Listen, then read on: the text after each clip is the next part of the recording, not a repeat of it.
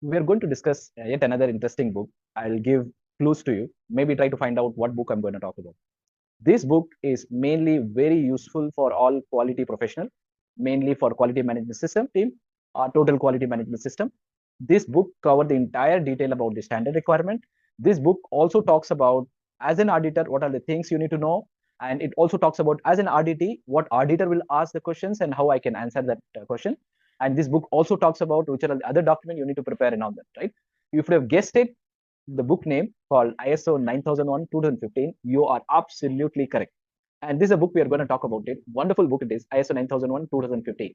And understanding its anatomy, diagnosis, and inside story. This is written by Vivek Shrouty. Why I like this book is that the entire ISO 9001 2015 version is well developed. It has been compared with ISO 9001 2008 version.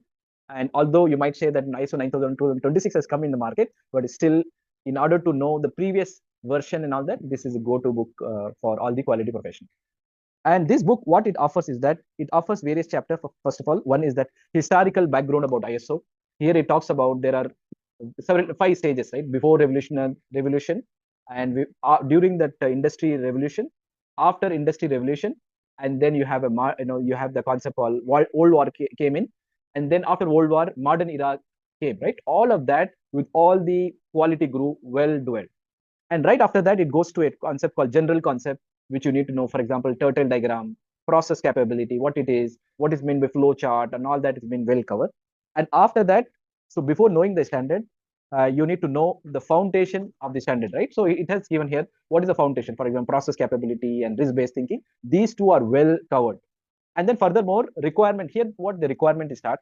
What I like about the requirement is that in every case, every requirement, take example of 5.2. 5.2 is quality policy. Quality policy, what is expected from this requirement, clause, and what you need to show, what are the questions the auditor can ask, what you need to show, everything has been well dwelled as such. For example, let's say I'm just randomly picking up some class here. Take an example, I'm just picking up 5.2, the example which I quoted. This is what I was talking about. And then what question during the audit, what you can expect, and what evidence you can show. Well covered. And then it also talks about as I said, that the entire quality management system about the standard requirement, and also it compared that before ISO 9000 2015 version has been compared, and various other element has also been used. For example, let me show you the terminology, and it started with the terminology, and then it went into the standard requirement and all that, right? So really, really nice book it is, and it has given with a lot of clarity, and some of the visuals been given, and altogether, this is what I was talking about, the comparison between ISO 9000 versus